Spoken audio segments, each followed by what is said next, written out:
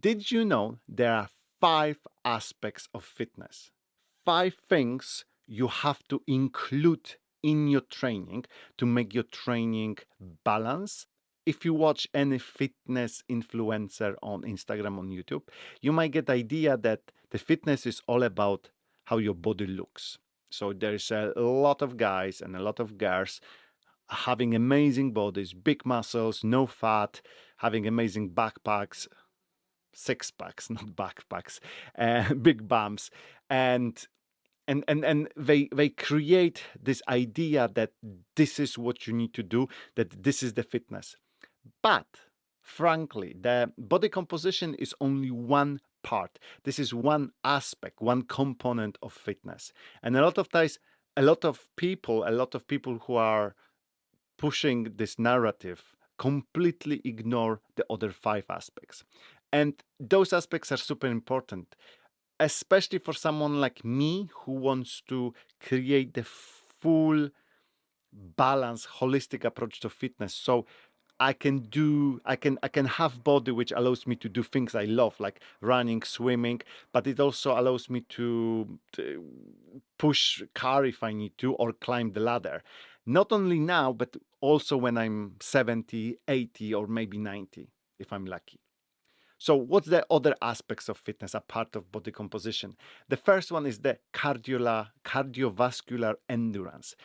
This is about your lungs, and this is about your heart, and this is about how well you can breathe and bring the oxygen to your body, and how well your body can use this oxygen. So better you are in this oxygen and CO2 exchange, the better your body works on the prolonged workouts or prolonged trips.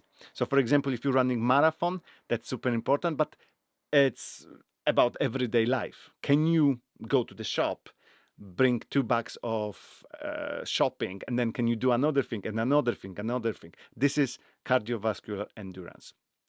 The second aspect, the second component, super important as well, is the muscular strength. This is about your muscles, but not how your muscles look like, but how strong they are. Because you can have massive muscles, but you might not be very strong. The idea is that, well, you need muscles to for anything in your life. I want to be able, when I'm 80, to take a baggage and put it above above my head in the plane when I'm going on my holidays. And if I'm not strong enough, I won't be able to do it. So I understand that I will lose some weight. I will lose some strength over the time, but I'm preparing for that. So I'm 42 now, and I'm trying to get as strong as I possibly can. So when over the years my strength declines, I can still maintain a good chunk of this. So if you are weak at this moment and you are in your 40s, just think what's going to happen when you hit your 70s and you're going to lose 30 or 40% of your mass, of your muscle mass.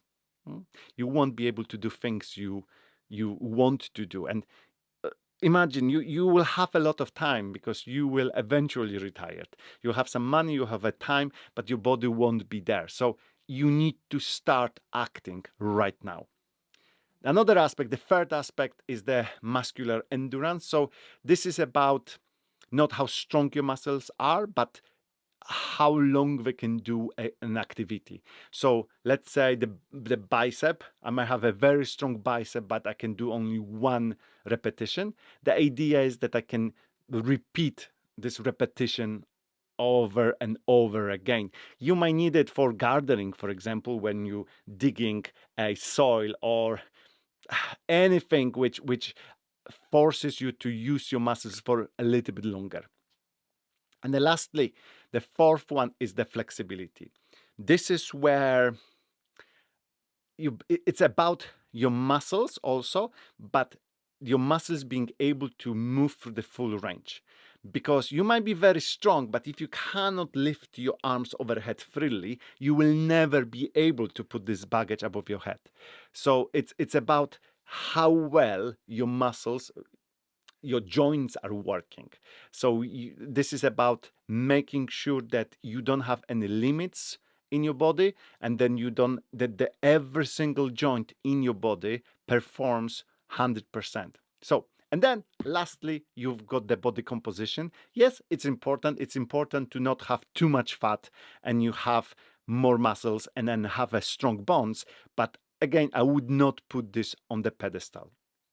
So there you go. You've got 5 aspects, 5 components of fitness. Put them all together. Make sure when you train all of them. So each week you should do something for your heart and your lungs. You should do something for your muscles. You should do something for your flexibility. And yes, you can do something for your body composition. This comes mostly with the diet. Thing. It's not that much exercise, but you can still exercise to get a little bit better in how you look. So there we go. I hope it was helpful, and I hope it will help you make a better choices about your exercising and about how you structure your training. Till the next one.